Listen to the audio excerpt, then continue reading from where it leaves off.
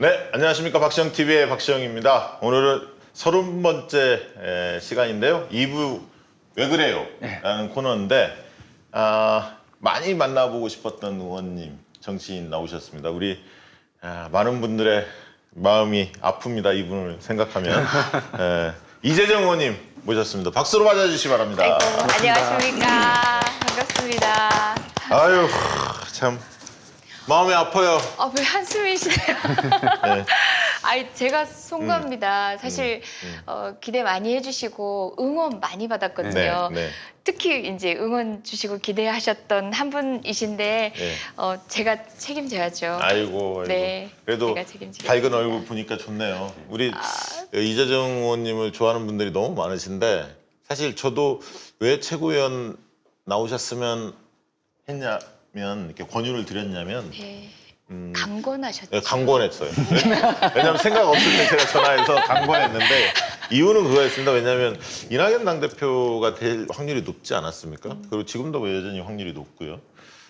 그렇게 됐을 때 이제 대선까지 이렇게 길게 보면 영남 쪽에 좀 대표성을 가진 의원이 최고위원이 한 분은 좀 필요하지 않나 싶었는데 최인호 의원이 나온다는 얘기했다가 이제 나오지 않게 되면서 그게 또 필요했고 또 약간 개혁적이면서도 젊고 좀 당찬 이런 분들이 좀 최고위원에 좀 많이 포진이 돼야 이낙연 당대표가 좀 안정감 있고 경륜이 있으시니까 그렇죠. 그게 이제 상호 보완이 되면서 당이 안정화될 거다, 잘 끌고 갈 거다. 그리고 좀 흔히 말하는 개혁과 안정 두 마리 토끼를 다 잡을 수 있겠다라는 생각이 들어서 누가 있을까 고민하다가 제 머릿속에서는 이재정 의원님이 딱 떠오르더라고요. 사실은 딱이었죠. 그러니까 딱이었죠. 지난 지도부에 박주민 최고위원이 했던 역할을 그대로 하실 만한 딱 거의 유일한 존재였다고 생각이 되는데. 그래서 전화 드렸는데 이제 고민을 별로 안 해보실 단계였어요. 그래서 고민을 해보시겠다고. 또 고민하다가 또 한 일주일 뒤에 긍정적으로 고민하고 있습니다. 그다음에 또 한 일주일 지나니까 이제 마음 붙였습니다. 이런 식으로 이제. 그러니까 배우 세력 이미 이제 오늘부로 드러나는 거죠. 아니, 뭐 그거 얘기해도 됩니다. 뭐 괜찮습니다. 괜찮고요. 아니 권해주셔서 반갑기도 하고 감사하기도 하고 깜이 되는가 또는 제 스스로 역량 이제 지금 이 시간에 등등 여러 가지 고민들이 왜 없었을까요? 근데 제가 재선이 되면서는 지역구 선거를 치르면서 중앙당 개혁도 중앙당 개혁이지만 지역에서부터 활기차게 정치를 해오는 그런 지역 만들어 보고 싶었어요. 지역에 대한 욕심이 조금 있어서 사실 그 무늬만 위원장들이 아니라 각 위원회가 활발하게 활동을 하고 지역사회와 연대하고 막 이런 소통의 지역위원회를 만들고 싶어서 거기에 대한 목표가 좀 있었고요. 그럴 수 있겠네요. 네. 그다음에 이제 아마 공개적으로는 처음 말씀드리는 것 같은데 최고위원보다는 이제 여성위원장을 염두하고 있었어요. 예전에는 여성위원장 우리 양양자 여성위원장님하고 이제 유은혜 의원님이 두 분이 경선을 하셨을 때는 최고위원이었어요. 근데 그렇죠. 지금은 이제 최고위원이 아닌 이제 직역위원장이신데 그렇군요. 청년위원장도 예전엔 최고위원이었다가 이제 한 번 추미애 대표님 때는 최고위원이었다가 지금은 그냥 위원장인데 여성위원회가 우리 당에서는 그래도 이제 조직도 있고, 그러니까 조직이라는 건 사무처에서 이제 중앙당에서 이렇게 실무를 뒷받침할 수 지금이 있는. 누구죠? 백혜련 의원인가요? 누군가요? 백혜련 의원님이 이제 2년간 하셨고요. 네, 이제 아마 이제 새로운 분들 뽑는 상황인데요. 그리고 이제 여성 정치를 위한 나름의 이제 또 예산이 있고 그것들을 좀 알차게 활용하면서 여성 정치도 좀 내용 있게 당원들하고 소통하면서 좀 만들어보고 싶은 생각이 있어서 실은 저희 방에도 이제 그런 고민만 하고 있다가 최고위원 출마를 한다 그러니까 많이들 걱정하고 반대를 했었어요. 반대했구나. 반대를 많이 하면서 아마 이제 여러분한테 좀 원성을 듣고 오래 사실 거예요. 우리 박지훈 대표님. 큰일 났는데. 큰일 났는데. 이재정 의원님은 제가 이제 개인적으로 여러 가지 우리 지지자들이 다 같이 기억하시는 여러 가지 장면들이 있을 텐데 대표적인 장면이 그 안종범 경제수석 출석했을 때 마구 다구치던 모습 있죠. 그때 막 엄청나게 막 카타르시스를 받으셨을 거예요. 지금 이제 지금보다 훨씬 젊으셨을 때. 굳이 또 그렇게 표현을. 저 과천이랑 이소영 의원이 지금 활약하는 그보다 네. 훨씬 더 파워풀한 그런 이미지가 첫 번째 이미지고. 운영위원회에서 네. 네, 맞습니다. 그 다음 이미지가 뭐냐면 국가직 소방직 소방관 국가직 네. 할 때 소위에서 막 붙잡고 막 애원하던 그 모습. 그러니까 막 우리가 바라는 국회의원의 모습이 그런 거 아니겠습니까? 파워풀하게 싸우면서 절절하게 이 정책에 집착하는, 네. 이루 내려가는 그 가장 세 번째 이제 기레기 논란. 아이, 네. 그걸 치면 우리 지지자들이 민주당 국회의원들한테 요구하는 그 세 가지 가장 중요한 모습 다 네. 한꺼번에 보여주신 거 아닌가 이런 생각을 해요. 아무튼 그날 발표 나면서 굉장히 놀랐는데 예. 그러니까 생각해 보면 약간 좀 의원님도 이렇게 본선 준비를 했었잖아요. 사실 네, 예선이야 뭐 맞습니다. 당연히 되고 이제 본선에서 내가 어떤 메시지로 우리 당원들과 대의원들한테 호소를 하지 뭐 이런 게 고민들이 많을 때였는데 조금 방심했다는 생각도 좀 들어요. 개인적으로 예. 그런 생각 안 드세요? 그 어떤 분들은 이제 지금 댓글에도 언뜻 그 얘기가 나오는데 당원들에게 투표권이 없는 예비 경선 제도 자체에 문제가 문제점을 있어요. 얘기하시기도 하는데요. 네, 문제가 있어요. 그렇다고 해서 중앙위원분들이 사실은 개혁적인 분들이세요. 그럼요. 그렇게 더불어민주당 가치와 사실은 더 가까운 분들이 펴져 네. 있고 그렇기 때문에 이재정이 비례대표로서 당선되던 당시에 중앙위원 투표에서 제가 그렇죠. 뒤집었어요. 네. 그래서 여자 1등을 했거든요. 네. 그러니까 개혁적 가치의 민변 출신의 이재정 의원을 1등을 만들어준 게 바로 중앙위원회예요. 그래서 혹시 어떤 음모나 이제 또 보수적인 어떤 면모들이 이재정을 떨어뜨렸다 생각하시면 그런 측면도 없지는 않겠지만 전적인 평가는 아닌 것 같고요. 제가 볼 때 네. 두 가지. 하나는 제가 아는 의원들한테 물어봤는데 네. 너무 놀래갖고 네. 이재정 의원이 전화도 안 했대. 아니 그게 뭐냐면 네, 당연히 맞아요. 될 줄 알고 네. 의원님은 당연히 될 줄 알고 그러니까. 그러니까 누가 부탁하면 네. 그래요 한 표 네. 보태드릴게 이렇게 네. 다른 분들은 얘기했는데 네. 의원님 전화도 안 해서 근데 지지자들도 방심했죠. 전화를 하면요. 네. 네가 왜 전화를 하냐? 너는 선거운동 하지 마라. 이렇게 얘기를 하셨어요. 이게 묘한 구도인데요. 특히 한두 명을 떨어뜨리는 예비 경선에서는 누군가가 민망하지 않게 해줘야겠다는 투표 경향이 사실은 좀 있어요. 그래서 어떻게 그렇게 판단을 하셨는지 모르겠지만 이재정은 뭐 본선 가면 뭐 1등 할 거야, 2등 할 거야 이런 얘기를 그렇죠. 너무 일찍부터 들어버린 거예요. 그렇지. 그래서 네. 대부분의 저하고 정말 친한 분들조차도 당연히 너는 될 것 같아서 다른 사람 누구 찍는. 민망하지 않게 하려고 찍었다 실은 네, 그렇죠. 너가 안 될 줄 네, 몰랐다 네, 이렇게 네. 얘기하시는 선배님들도 그랬겠어요. 많았어요. 네, 사실 우리도 좀 그래서 아니 그리고 또 너무 당연하게 생각을 하고 그래서 있어가지고. 공보물도 안 만들고 막 아무튼 그러니까 사람들 볼 때는 뭐 다 됐으니까 저렇겠지라고 생각할 수 있고 또 제가 볼 때 약간 미운털이 좀 바뀐 거는 박주민 아이고. 이제 당대표가 나왔잖아요. 네. 어쨌든 박주민 당대표와 뜻을 같이 했던 동지들 중에 네. 이재정 의원님이 있다는 걸 많은 분들이 알고 계셨거든. 그러니까 이제 약간 그걸 또 못마땅하는 중진 의원들 좀 아이고, 있어요. 아이고. 사실 그래요? 솔직히 있어요. 그래서 그런 등등이 복합적으로 좀 작용했다. 여기까지만 하시죠 뭐. 이 문제는. 아무튼 근데 아쉽습니다. 네. 그 말씀은 그러니까 예비 경선 과정에서 누군가가 그렇게까지 의도하셨다고 생각하지 않고요. 다만 그 말씀하셨어요. 본선 가면 너무 이제 박주민과의 친분이 부각되지 않았으면 좋겠다 전략상 이런 얘기를 하시는 분들도 있었어요. 워낙 당 대표 경쟁에서의 이제 세 분하 딱 양분이 아니라 3분화 됐잖아요. 그렇다면은 많은 분들이 이제 박주민과 같은 그룹으로 보게 되면 박주민의 표를 같이 그 비례성을 갖고 가져야 되는데 그건 선거 전략은 아닌 것 같다. 이런 조언을 그거는 하시긴 조언할 했죠. 만하죠. 예, 조언할 예. 만하고 양양자 의원께서 최고위원 네. 도전을 먼저 의향이 많이 나왔기 때문에 네, 출마한다는 게 알려져 있기 때문에 양양자 의원하고는 또 이재정 의원이 굉장히 좀 대비되는 색깔이 있거든요. 네. 장단점이 좀 분명하게 차이가 있기 때문에 그런 측면에서 오히려 많은 분들이 또 기대한 바도 있습니다. 그 색깔이 다르기 때문에 또 경쟁하면 네. 거기서 또 보는 재미도 있고. 그랬을 텐데 말이에요. 예, 그렇습니다. 진짜 여러 가지 측면에서. 네, 양현정 의원님한테도 너무 죄송해요. 저희 네. 손 꼭 붙잡고 둘이 같이 네. 그리고 또 본선에서도 우수한 성적을 내자 이러고 딱 손을 꼭 잡고 이렇게 양현정 응원을 의원도 지금 드렸는데 심심해졌잖아. 예. 뭐 그래도 선전하시길 그래도 제가 열심히 응원드리겠습니다. 움직이시는 것 같아요. 네. 요즘에 당내 분위기는 어떻습니까? 지지율이 좀 빠지면서 네. 동요하느냐 이렇게 한번 물었는데 엊그제 문정모 의원 나와서 문정모 의원님께서는 뭐 별로 좀 마음은 되게 뭐랄까 긴장감 같은 것도 많이 느껴지고 우리가 또 놓쳤던 부분들이 뭘까 이런 거를 꼼꼼하게 좀 짚어보면서 우리가 또 개선해야 할 과제들 챙기고 있다 이러면서도 그렇다고 해서 동요가 심한 건 아니다.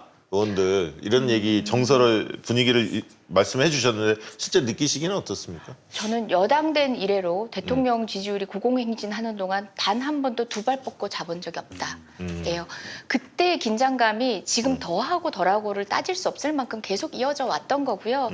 그런 의미에서 국민들 보기에는 어쨌든 정치는 결과를 이끌어내야 되기 때문에 성과를 이끌어내야 되기 때문에 부족하다 싶을지 몰라도 저희는 이제 나름의 방식으로 항상 점검하고 있었고 다만 지금은 총체적인 이제 고민이 필요한 때인 것 같긴 해요.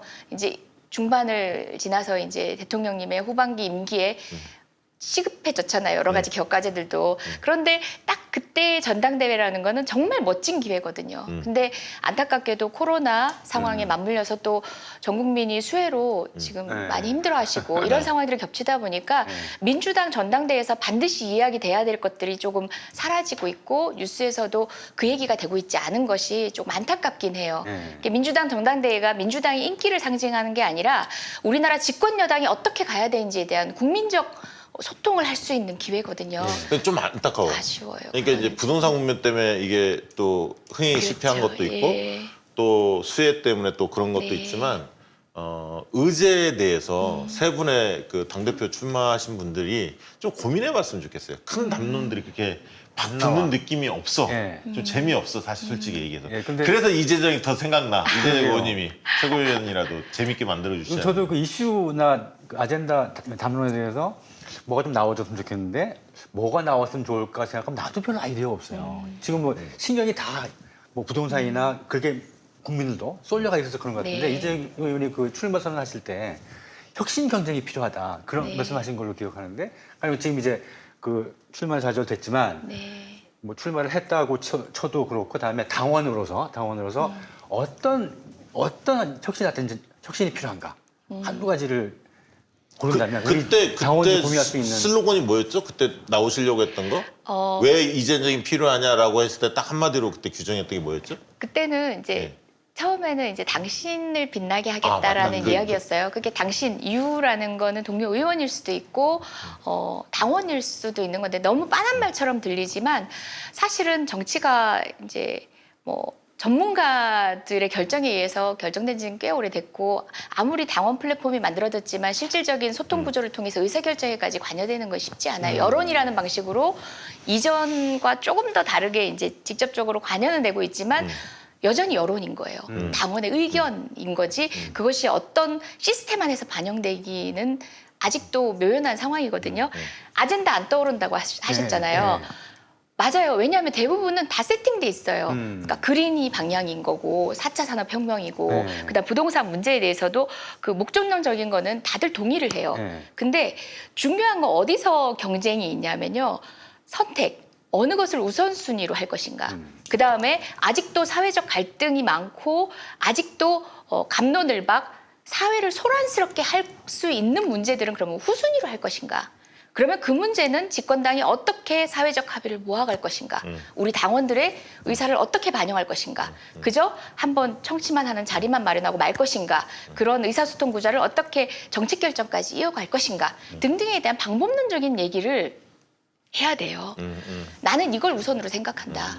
우리 집권 여당 뭐 지금 180석 가까운 의석수가 있지만 사실 모든 걸 한꺼번에 할 수가 없거든요. 문재인 정부 바뀌어놓고 왜 이거 안 돼요 하시는 분들 너무 많아요. 그게 결국은 우선순위를 정할 수밖에 없는 부분이었는데 지금 생각하는 지금 당면한 1년과 2년 안에 우선순위는 어떤 과제로 할 것이고 어떤 방식으로 할 건지에 대해서 치열하게 드러내고 갑론을박 논쟁거리를 제공해야 되는 게 그거라고 생각해요. 저는 그 100% 동의하고 이게 지금 상상력의 빈곤이라고 보는 게 통합당이 정강정책에 대해서 들어갈 뭐 혁신 의제에 대해서 한 10가지 발표한다는 거 아닙니까 내일? 그럼 이제 거기 보면 뭐 삼선 연임금지도 있고 뭐 기본소득 활용하는 거 피선거권의 연령을 인하하는 문제 뭐 그다음에 내각에 있어서 여야 동수를 지향하고 말은 좋지 지키진 않지만 지향하고 뭐 몇 가지 뽑아서 나름대로 이슈가 될 만한 것을 포장을 쫙 해서 발표를 한단 말이죠.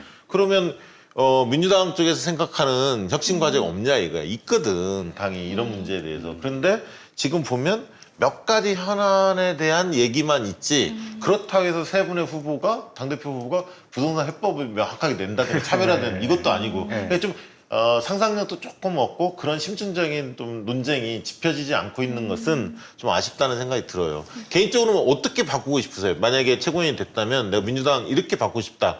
혁신에 대한 본인의 생각 한번 들려주시죠. 일단은 저는 제가 된다는 것 자체가 그러니까 비록 이제 여러분의 응원에 부응하지 못했지만 자체가 주는 상징적 의미도 굉장히 컸을 거예요. 이재정 하면은 호불호가 있습니다. 이 지지자들 사이에서도 우리 민주당 지지자들 사이에서도 왜 저런 방식으로 할까? 왜 저런 방식으로 소통하지? 때로는 이제 어떤 분들은 튀는 거 아니야라고도 생각하고 어쨌든 정치는 대중을 향한 메시지를 전달하는데 기왕의 방식하고 달랐던 이재정만의 방식이 저는 사실은 세대를 대표하는 측면이 있다고 보거든요. 저희가 무슨 세대냐면 소위 말하는 서태지 세대였어요. 노래 같지 않은 노래로 막 말을 빠르게 하면서 그걸 노래라고 즐기고 있는 세대였던 거죠. 처음에 못 알아들었어. 네. 그리고 이제 약간 우리의 경계선 세대가 뭐 오렌지족이라고 했고 그런 풍요로움의 끝자락에서 문화적 혜택을 누리다가 급작스럽게 경제적으로는 얼어버렸어요. IMF의 취업 전선이 막히고 그런 상황에서 40대 중반이 된 이 70년대 생들이 반반이에요. 우리만의 문화도 있는 반면에 경제적으로 그렇게 동태가 되면서 스스로 기성세대하고 어떤 방식으로 타협을 해야 되는지도 빨리 배워버리는 세대예요. 그래서 저는 저만의 소통 방식의 새로운 문화에 대해서 정치를 하면서도 좀 드러내기 위해서 노력했고 굳이 주저하지 않았어요. 그것들을 불편하지만 당연하게 받아들여야 했던 게 저는 선배님들이라고 생각했고요. 저는 사실 당신을 빛나게 하는 힘이라는 슬로건을 걸었던 이유가 뭐냐면 이재정 하면은 튄다 이렇게 생각하는 분들이 있는데요. 한번 찾아보세요. 이재정이 나오는 사진은 소위 말하는 주인공이 있는 가운데 자리에 쓴 사진이 거의 없어요. 제가 지역위원장 맡으면서 비로소 가운데 자리를 비워주시더라고요. 늘 이제 뒷줄에 끝자리였어요. 그래서 저를 내보이기 위해서가 아니라 이슈를 위해서 때로는 제 목소리를 크게 또는 나름의 방식, 조금 튀는 방식을 때로는 과장되게 할 필요도 있다. 소방관 옷도 입고 그거 아니면 당연한 말로는 언론이 받아주지 않으니까 하긴 했었는데 이런 방식의 70년생들의 고민이 20대에 조금 더 국민하고 소통할 수 있고 우리만의 정치로 좀 보여졌더라면 하는 아쉬움이 사실 있었어요. 21대, 20, 30대가 국회에 대거 들어왔어요. 그분들이 자기 나름의 방식으로 정치를 하려고 할 때 그분은 우리가 못 깼던 벽 때문에 더 큰 벽을 느낄 수밖에 없게 된 거예요. 그래서 그 상황에서 제가 해야 될 일은 뭘까? 여전히 뚫지 못했던 후회하고 있는 그 벽을 조금이나마 후배 세대를 위해서 우리가 똥차가 빠져줘야 되잖아요. 그런 측면에서 제 역할을 하고 싶었었어요. 멋지네요. 똥차는 자. 동의 못하고요. 제가 이제 박 대표하고 내가- 그런 얘기 많이 하는데 네. 제가 50대잖아요. 50대가 바라본 40대는 우리 50대 후반. 네, 후반이에요. 거의 60대. 50대 초반. 예. 네. 아, 구분하시는구나. 네, 그거를 같이 50대라고 해서 깜짝 놀랐네. 40대라고 난 생각하니까 네, 예, 저도 얼마 50대. 전에 40대였으니까 얼마 전까지 좀 40대가 가장 양질의 세대라고 생각을 해요. 네. 가장 고생도 많이 했는데 가장 너그럽고 가장 민주적인. 그래서 이제 지금 그러니까 박주민 지금 대표 후보도 그런데 말씀하신 대로 당선되는 것만으로 의미가 있는 그런 것이 있고 지난 19대 국회를 보면 바로 이재정 의원님과 박주민 의원님 비롯한 30, 40대 의원들이 보여준 새로운 어떤 뭐 비헤이비어, 그러니까 행태가 분명히 있거든요. 그래서 지금 비록 지도부 혁명은 여기 실패하셨지만 그런 역할을 가진 그렇게 보면 가령 586 욕하는 걸 내가 많이 방문하는데 의사소통 구조라는 측면에서는 삼김 시대라 거의 변함이 없었던 것 같아요. 50대까지는. 거의 획기적인 변화를 준 게 40대 의원들 전체 박 대표 같은 그런 분들이라고 생각을 하면 지금 내가 볼 때마다 뿌듯해 죽겠는 20, 30대 우리 그 초선 의원들과 또 나이가 좀 있더라도 그 링커 역할을 40대 의원들이 해주셔야 될 것 같은데 그 지금 한 몇 달 됐잖아요. 몇 달 됐을 때 그런 당내 연령이라든가 뭐 다선 중 이러한 데에서의 이재정 의원님과 40대 의원들이 가지고 있는 주어진 역할이 어느 정도 되고 있는가? 후배들 이끌고 중진들을 어떻게 하고 이런 것들. 좀 똥차는 절대 아니지. 리드를 해나가야지 되는. 아직은 약간 부끄러워요. 21대 네. 국회가 열린 지가 얼마 안 돼서 지금 이렇게 예를 들면 지금 초선들은 막 적응하는 시기고 좀 그렇지 않나요? 조금 이렇게. 어, 또 그렇다고 저- 엉망진창도 아니고 질서는 딱 잡힌 채로. 적응하는 시기에 되게 눈치를 많이 보세요. 저는 그러지 않았으면 좋겠어요. 초선들한테 하고 싶은 네네. 얘기. 자, 하십시오. 초선들. 네, 나 우리 초선들이 하고 초선 싶은 내가 초선 해보니까 4년 동안 해보니까 네. 이렇더라. 당부하고 싶은 말씀 하십시오. 제가 지금 삼선인 의원님들한테 늘 얘기하거든요. 난 반드시 재선될 거다. 재선돼서 우리 삼선 의원님들이 재선 때 뭘 못했는지 제가 보여드리겠다. 멋있다. 후배한테는 이렇게 해야 된다. 보여드리겠다. 네. 그렇게 얘기를 했더니 그분들이 늘 너는 너 같은 후배 만나봐야 된다. 이렇게 얘기를 하시는데 저는 우리 초선 의원들이 뭐 이런 거 어떻게 해야 돼요? 이럴 때는 어떻게 하는 거예요? 의총 가면 그럼 발언을 해도 돼요? 별별 걸 다 물어봐요. 그러면 당신 지금까지 어떻게 살아왔느냐. 아무리 뭐 누군가가 발굴에 영입하고 뭐 그랬다 할지라도 당신이 살아온 그 근육이 아름다워가지고 영입된 거다. 살던 방식대로 여기 와서 살아라. 당신의 그 목소리로 정치해라. 그렇게 멋지다. 얘기를 해줘요. 네. 그리고 그런 초선의 역량들이 나이바다라는 식으로 평가받지 않도록 안착할 수 있는 그런 윤활제 역할들은 우리가 하는 거죠. 근데 이제 사실은 우리조차도 여전히 이제 세대 정치를 이번에 전당대회에서 조금 드러내다 보니까 조금은 이질감, 이제 안착하던 상황에서 약간 이질감을 내서 조금 미안한 감은 없지 않은데 여전히 저의 목표는 재선 의원으로서의 역할은 초선 의원의 기억과 그리고 또 지금 당의 상황들을 잘 아는 입장에서 그 가교가 되는 역할로서의 저의 정치 4년은 몇 가지 뭐 지역을 어떻게 하겠다, 평화 통일을 위해서 외통일을 갖다 여러 가지 목표 중에서 가장 우선이기도 합니다. 자, 박수 한번 쳐드립니다. 바이바이. 이재정 의원님 보좌진들 이 라이브 방송 보고 계실 텐데 후원의 계좌번호를 올려주십시오.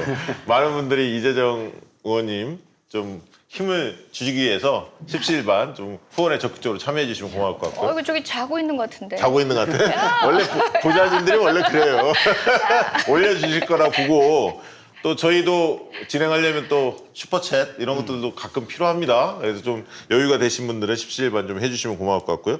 아까 댓글 보니까 삼선 연임금지 제가 말을 하니까 뭐 삼선 연임금지하면 민주당이 손해다 뭐 이렇게 얘기하는데 그렇지 않습니다. 삼선 연임금지에 대해서 지금 윤건영 의원이 발의한 것은 4선부터는 안 된다 이건데 그것은 소급이 되는 게 아닙니다. 지금부터 그 법이 통과되면 그때부터 시작하는 것이지 그 전 지금 뭐 재선 3선들하고 해당되는 것이 아니라 그 얘기인데 이제 그것은 통합당하고 다 이렇게 협의가 돼서 사실은 이게 당론으로 결정이 돼야 추진이 가능한 거고요. 어쨌든 그런 어떤 다양한 시도, 고민 이런 것도 이제 풍부해질 필요는 있다 이렇게 보여지고 아까 잘못 알고 계신 분들이 있어서 안내를 좀 해드렸고요. 지금 전당대 얘기 들어보니까 뭐 의원들 합동연설에 지금은 이제 취소가 돼서 그렇지만 네. 초반에 뭐 이렇게 뭐 지역 많이 다니다 보니까 오지 마라. 뭐 선관위에서 뭐 그런 얘기도 했다면서요.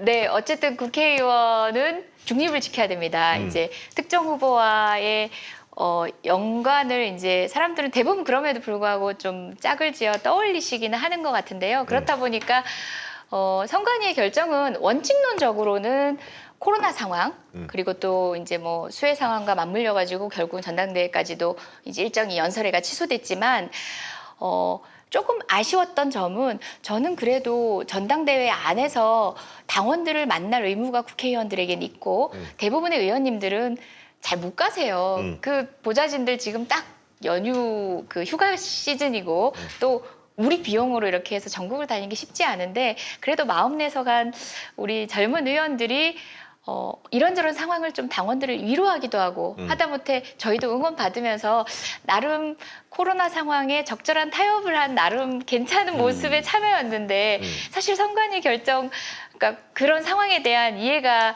또 되니까 받아들이지만 조금 아쉽긴 했었어요. 공교롭게도 이제 저희가 참석을 안 하니까 연설회가 안 열리더라고요.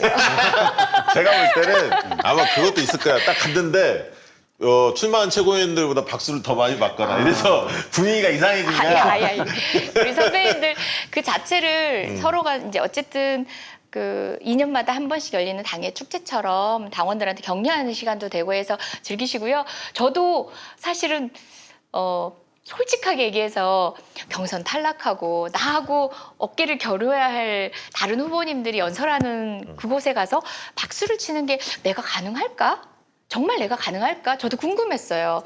근데 정말 문을 열고 딱 갔더니 다른 선배님들이 연단위에서 하시는데 아, 저 자리에 내가 있어야 되는데 라는 생각을 단 한 번도 안 해봤어요. 정말 한 번도 안 해봤어요. 그 정도로 전당대회 자체에 열중하고 그 자체가 좀 의미 있는 참석이 제 개인적으로도 의미 있는 참석이었고 그리고 공교롭게 그 즈음에 제 생일이 있었거든요. 근데 전당대회 그 바깥에 응원 왔던 우리 지지자분들이 많은 분들이 어떻게 아셨는지 이제 생일 축하 노래를 불러주셨어요. 제가 다른 데는 이제 이렇게 감정이 동요가 없었는데 그때는 좀 눈물이 날 것 같았어요. 그래서 응원 많이 받고 왔습니다. 이 자리 빌어서 다시 한번 감사드립니다. 아직도 보좌진이 후원에 계좌번호를 올려주지 않는 네, 되게 그렇더라고요. 의원들이 좀 민주적인 의원들, 아이. 의사소통이 잘 되는 의원들일수록 보좌진들이 좀 자율성이 강해요. 쉴 땐 쉬고. 지금 이제 퇴근 시간이 지났으니까 박주민 후보가 조금 바람이 불 줄 알았는데 초반에 좀 불다가 잠잠합니다.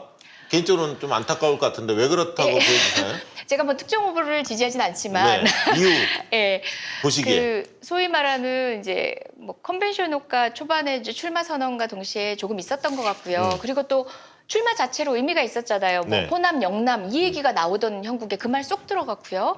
그리고 이제 당 대표가 뭐 이제 몇 개월짜리다 말다 이 논쟁만 언론을 달구다가 그 얘기가 다른 얘기와 더불어 사라졌지만 어찌됐건 간에 그런 방식의 얘기가 사라졌다는 것만으로도 의미가 있었는데 그 이후에 사실은 박주민 의원만의 특장점을 보여드릴 수 있는 그런 기회가 사실은 이 전당대회의 특성상 많이 사라진 건 안타까워요. 박주민 의원 같은 경우는 소위 당에서 조직을 운영하고 있지 않습니다. 그러니까 다른 두 선배님들은 오랜 정치적 경험을 통해서 소위 조직, 물론 이제 조직이라고 하지만 그분들이 누구 하나를 깃발 꽂으면 다 하고 그런 분들은 아니지만 그래도 의사소통이 일사불란하게 이루어질 수 있는 아니, 원래 두 분 다 지금 대권 후보이시니까 그렇죠. 예. 그래서 조직이 있죠. 전국적 조직이 상시적으로 운영 가능한 이제 정치적 역량이 되는 정치인과 그렇지 않은 어떻게 보면 이벤트로 당에서 이제 당원들을 만나야 하는 박주민 의원 같은 경우는 단기 좀 필마. 네, 그러니까 기회들이 줄어든 것. 예, 특히 예. 또 연설의 현장에서 당원들을 만나는 게 어려워지고 예. 그리고 또 근데 나는 조금 이렇게 큰 정치인으로 성장할 수 있는 굉장히 중요한 계기 아닙니까? 지금도 뭐 굉장히 지지를 하는 국민들, 당원들, 지지자들이 박주민 의원을 사랑하는 분들이 네. 많지만 조금 더 흔히 말하는 한 단계 더 업그레이드 돼서 젊은 40대의 어떤 기수 같은 느낌이 들려면 조금 더 의제나 이런 부분에 대해서 네. 조금 더 묵직한 것들을 좀 전제하지 않나. 근데 시대 교체를 주장하셨죠? 그렇지 않습니까? 시대 전환? 시대를 전환이라고 얘기했고요. 아마 시대 전환? 이제 네. 세대 교체 같은 표현들은 쓰지 않았던 것 같은데 네네. 이제 네. 언론에서는 그렇게 밖에서는 그렇게 보고 계신 것 같은데요. 박주민 의원의 개인적인 좀 이런 얘기 이렇게 디스해야 되나 성품의 특징도 있는 것 같아요. 박주민 의원을 딱 보면 제가 개인적으로는 그랬어요. 2012년도에 문재인 후보 같다.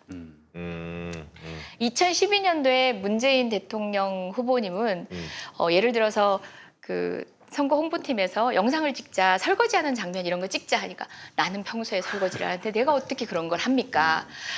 그러니까 일상적인 다큐를 찍자는 게 아니라 메시지를 담고 짧게 보여지는 장면을 찍는 겁니다 해도 그런 선거 메시지에 동의를 하시지 않는 거예요. 사실과는 다른. 예, 이건 내가 하지 않았던 겁니다. 그럼 이거는 너무 현란합니다. 이거 색깔, 뭐 메시지의 드러냄 그 자체도 정치는 어쨌든 과장이 필요하고 과장해야 이만큼 전달되는 거거든요. 짧은 시간에. 근데 그런 선명성을 못 드러내서 되게 또 답답해하셨거든요. 2012년도에 우리 대통령님이셨는데 2016년도에는 정말 달라지셨어요. 그러니까 예, 박주민- 대중 정치의 그 상징성을 완전히 이해하시고 사람이 프로파간다를 장악하고 계셨거든요. 욕심이 예. 말도 못한 아들. 권력 의지가 생긴다.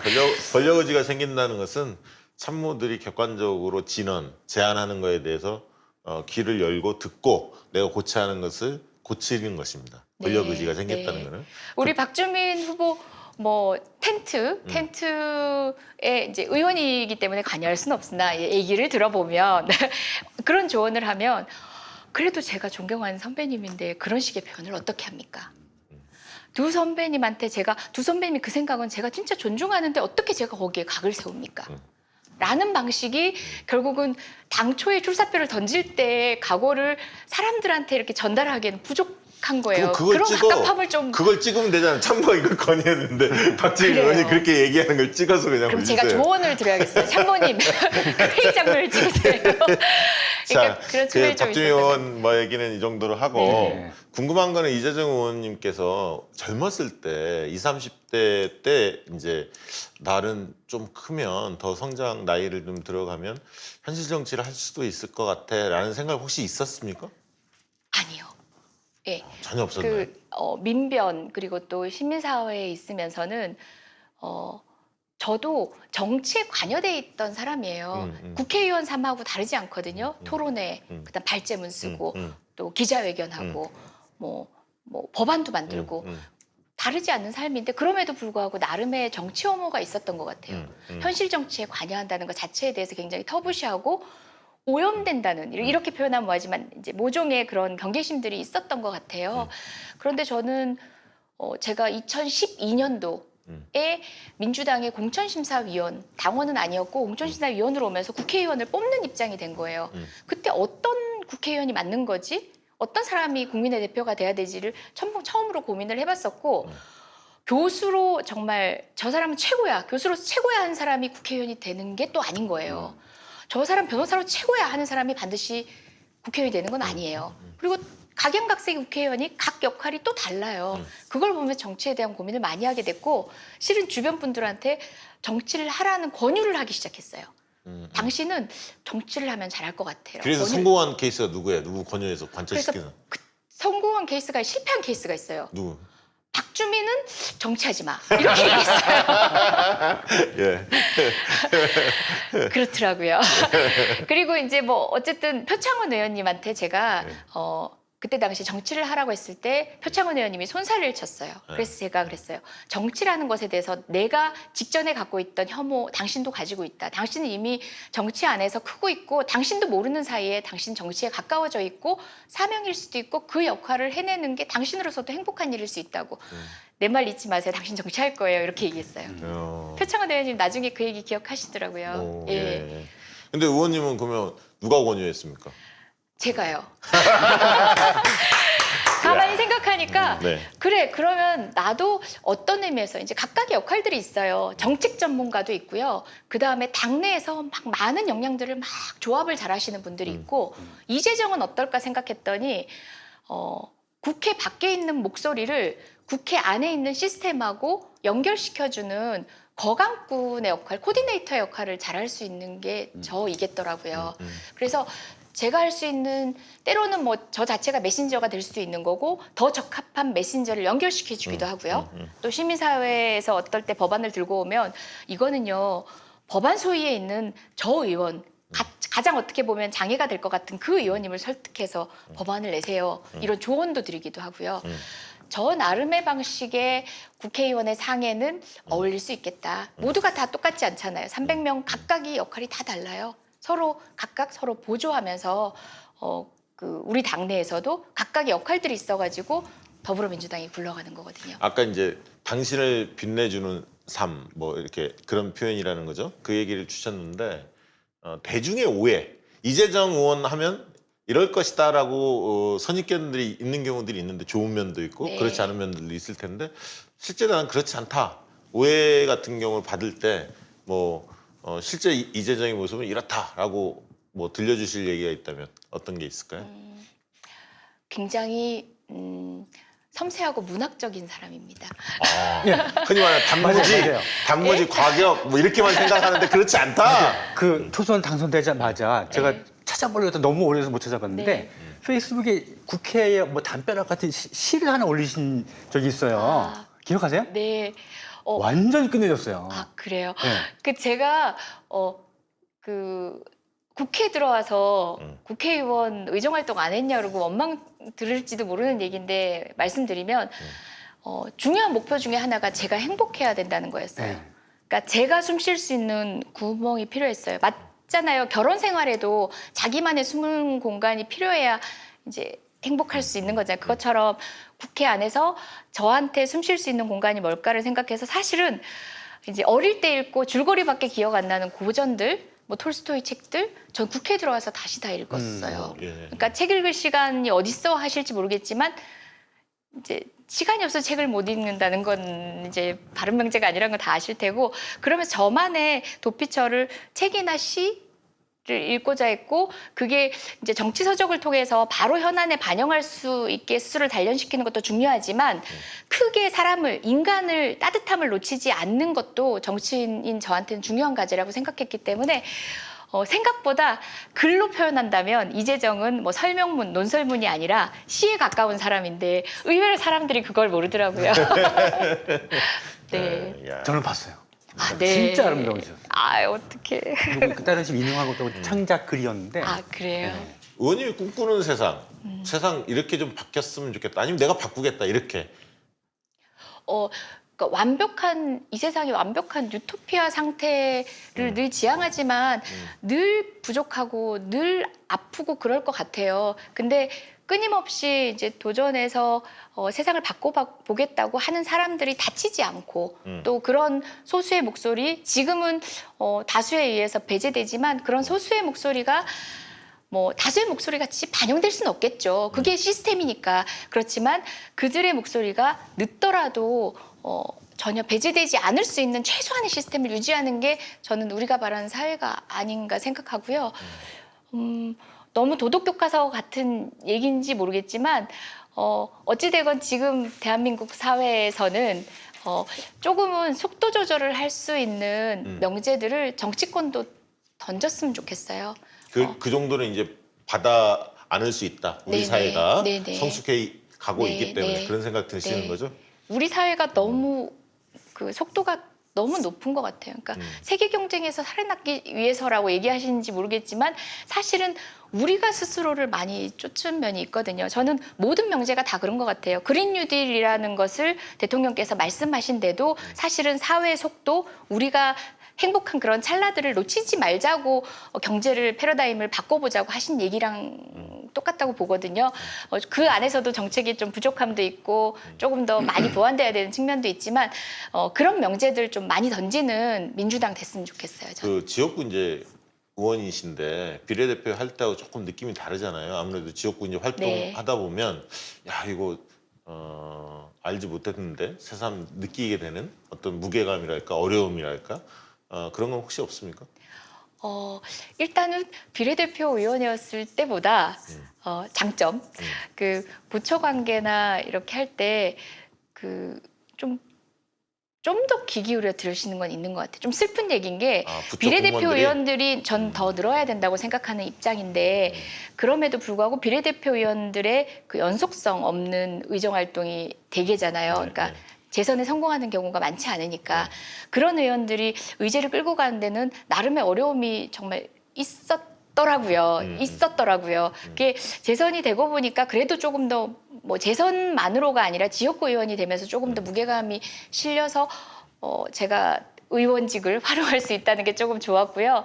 그 반면에 흔히 이제 비 오는 날에 이제 지역구를 떠날 수 없고 또 진짜 걱정이 되고, 그러니까 다른 지역 떠나서 본의 아니게 전국의 날씨를 보다가도 우리 지역 날씨가 가장 먼저 들어와요. 잘 아시겠죠? 이제 평촌 신도시가 있는 호계동이랑 그 지역입니다. 그런데 세상에 300명 중에 한 명 정도는 그래 줘야 또 우리 국민도 내 사는 동네에 대한 뭐 지역구 의원이 시의원, 도의원은 아니지만 지방자치를 위해서 또 이제 뽑힌 의원들은 아니지만 그 나름의 방식으로 또 중앙에서 고민하는 분도 있어야죠. 근데 오해했던 게 있어요. 지역구 의원 되면 지역 민원에 막 시달리고 지역구 의원 이제 특유의 그런 일로만 의정활동 절반 이상이 채워질 줄 알았거든요. 근데 생각보다 시민들이 더 똑똑해요. 요구하는 것들이 구체적인 민원이 아니에요. 중앙에서 잘하라는 거예요. 그러니까 정치 잘하라는 거예요.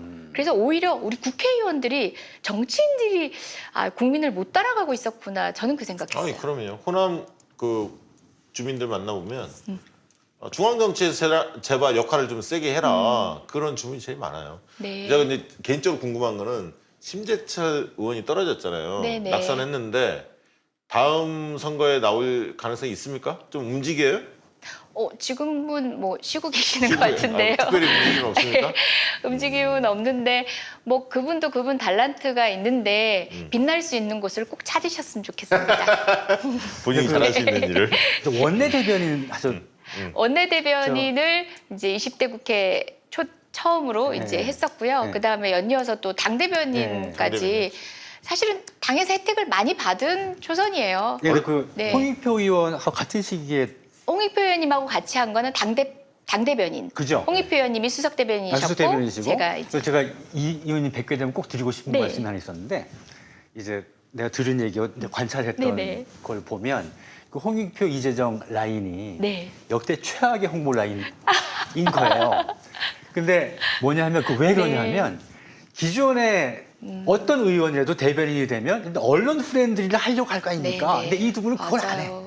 기자들하고 친하게 안 지내. 그러니까 뭐 열심히 소통 노력은 왜 했겠지만 그랬대? 호응을 하고 그죠? 그러니까 대변인으로서 해야 될 일을 열심히 하려고 하지 기자들하고 술을 먹는다거나 밥을 먹는다거나 이런 걸 거의 뭐 하여튼 거의 안 한다는 거예요. 내가 봐도 그래. 그리고 다음에 이제 논평이 나오는 방식도 뭐랄까 하여튼 언론 프렌들리 하지가 않은 거예요. 그쵸. 그래서 최악의 홍보 라인이다라는 평가와 함께 민주당 의원들이 총선 예상을 120석 배산수 했다는 거 아닙니까? 네네. 이 홍보 라인의 역할이 큰 거예요. 그러니까 기자들은 그런데 내가 볼 때는 최고의 대변인상을 새로 만든 거예요. 몽타네. 진짜 그렇게 생각하지 않으세요? 그러니까 그것을 그거 당사자한테 물으면 어떡해. 아니 그러니까 의도를 가지고 하신 것도 있을 것 같아요. 그 전에 대변인들이 어떻게 했다는 걸 아실 거 아니에요. 근데 그렇게 안 했단 말이에요. 제가 20대 처음 1년 원내대변인을 할 때는 오히려 정말 기자 프렌들리한 대변인 중에 한 명이었어요. 네. 그때 당시엔 당대변인 여러분들이 있었는데 기자들이 원내대변인을 찾아서 이건 당사안이어야 해도 이제 이재정 대변인 내달라고 할 만큼 그때는 기자 프렌들리 할 뿐만 아니라 제 몸을 혹사시켜가면서 소위 말하는 그런 술자리 네. 뭐 그러니까 새벽 2시에 집에 들어가서 정말 이제 5시에 나오고 이랬던 생활이 그때만 해도 정치자금이 저는 정치자금 통장도 없고 또 원내대변인은 당에 서포트하는 것도 없고 제 사비로 정말 한 이제 세 자릿수가 넘는 그런 단위 10,000원대 몇백만 원 썼다는 거 아니에요. 아니, 월에. 정말 세비를 오롯이 다 쓸 그러니까. 정도로 야. 그렇게 해야 되나 해서 이제 소위 말하는 기자 프렌들리가 그런 거라면 네. 그랬던 때가 있었어요. 근데 이제 당대변인이 되면서는 그런 방식으로는 기자와 소통하는 건 그만해야겠다는 생각은 사실은 조금 했었어요. 그러니까 그게 조금은 우회된 게 했었어요. 아니라니까. 다만 언론과의 갈등 관계가 조금 이제 골이 좀 격화됐던 시점은 확실히 조국 장관님 당시였던 것 같아요. 네. 그 전에는 그렇지 궁금한 거. 않았어요. 궁금한 거. 네. 언론 개혁 어떻게 해야 돼요? 당에서 어떻게 해야 합니까? 그러니까 뭐 특정 언론을 이야기하는 방식은 저희 운동적으로도 굉장히 오래됐어요. 네. 그게 안티조선 아니라 뭐 이런 거. 네, 안티조선 운동 그다음에 뭐 이제 언소주 운동 저도 변호인이기도 했는데 꽤 오래됐고요. 그 방식이 아니라 지금의 언론법 체계 자체가 예전에 매스미디어만 언론이던 당시를 상정한 거예요. 모든 언론들이 이제는 1인 미디어 체제를 다 흉내내고 있고요. 뭐 플랫폼들도 다양해졌고 오히려 종이 언론 조선일보조차도 종이 기간지잖아요. 그럼에도 이제 일간지잖아요. 그럼에도 불구하고 사실은 더 정성 들여 찍는 것은 씨브라더스 유튜브예요. 그 정도로 시장의 변화에 좀 언론들의 모습은 바뀌는데 규율하는 방식이나 권한을 주는 방식은 예전에 매스미디어에 몇 개 언론만 있을 때처럼 권한을 주고 있었던 거예요. 그래서 저는 그걸 좀 법제의 전반적인 체계에 대해서 다시 한번 고민할 때고 누구 것을 뺏는다 아니다의 문제가 아닌 거예요. 이미 언론은 그런 방식으로 공정하게 만들자 그렇죠. 이거죠. 공정하게. 언론은 그런 방식으로 굉장히 이제 나눠져 있고 다양한 주체에 의해서 운용되고 있어요. 그 점을 조금 법제가 근데 따라갔으면 어쨌든 좋겠어요. 당에서 그래도 언론과 관련해서 언론 개혁이라든가 언론과 관련돼서 속성들도 나름 많이 경험해 보셨고 네네. 원내대변인, 대변인 해보셨으니까 특히 이제 초선 의원들이 많으시니까 그런 부분 언론 문제와 관련해서 좀 소통을 좀 많이 하셨으면 좋겠어요, 초선 의원들한테. 그래서 이제 네네. 언론 개혁에 대해서 초선 의원님들이 관심을 많이 가질 수 있도록 이재정 의원이 좀 앞장섰으면 좋겠다는 생각 들고, 그 본인이 대중들한테 어떤 정치인으로 좀 불려지기를 바라십니까? 그 변호사 할 때 변호사들이 이제 저도 많이 좋아했던 얘기지만 변호사들이 가장 좋아했던 얘기가 변호사님 변호사 같지 않으세요? 이 얘기 가장 좋아하거든요. 정치인한테 또 국회의원한테도 진짜 국회의원 같지 않으세요? 라는 얘기를 안 좋아하는 국회의원 한 명도 없을 거예요. 근데 국회의원 같지 않다는 얘기가 뭘까?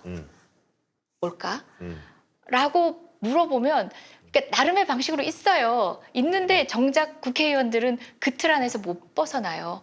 그러니까 저는 저도 이제 뭐 정치를 할 수 있는 시간이라는 것도 저한테도 자이든 타이든 한계가 있을 텐데 그 기간 이후에 제 삶이 전 정치인으로 남는 게 아니라 그런 흔적 지우느라고 한참 걸려야 될 그런 사람은 아니었으면 좋겠어요.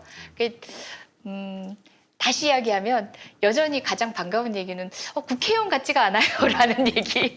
그리고 실제 만난 분들이 그런 얘기 하신 적은 더 많아요. 아니 과거에 노무현 대통령 만나면 노무현 대통령도 그런 스타일이에요. 문재인 대통령도 마찬가지지만 정치인 같지 않죠. 그렇죠? 사실 네. 소탈하시고 문재인 네. 대통령도 마찬가지 굉장히 겸손하시고. 근데 그 댓글 보니까 오해하실 것 같아서 또 설명도 충분치 않아서 말씀드리는데, 제가 최악의 홍보 라인이라 그랬다는 거는 기자들이 이렇게 보는 거고 네네. 내가 볼 때는 최고의 홍보 라인, 그런 이유 때문에 최고의 홍보 라인이었다는 말씀이에요. 또 그리고 그것이 기자분들도 이 홍보 라인의 새로운 유형으로 정착이 되고 있을 거라고 생각이 돼요. 저 여기서 꼭 이 말씀을 드리고 싶어요.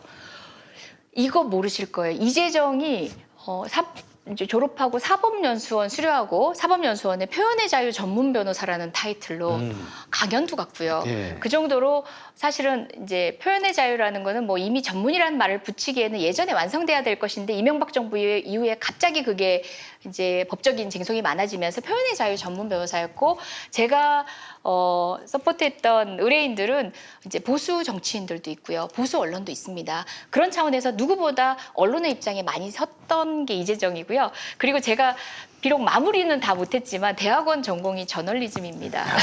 그러니까 언론에 대한 고민이 정말 많고 제 주변에 많은 언론인들, 우리 동기들, 그리고 또 그 친구들이 이제 정말 같은 진로로 출발해서 외국 언론사의 경우하고 비교를 해보면요, 너무 안타까운 건 지금의 우리 기자님들, 특히 정치부 기자님들은 하는 얘기를 타이핑치기 바쁩니다. 그러니까 예전에 비해서 이 활용하기 좋은 시스템 장비가 많은데 불구하고 타이핑하느라고 예전에 기자님들 할 때 기자수첩이잖아요. 누군가의 말을 자기의 시선으로, 자기 프리즘으로 보고할 수 있는 거예요. 다른 사람은 저 워딩을 중요하게 생각하지만 본인은 이 관점에서 보는 거예요. 그것들이 그 기자만의 예리한 눈으로 그 사람들의 역량을 만들어 가거든요.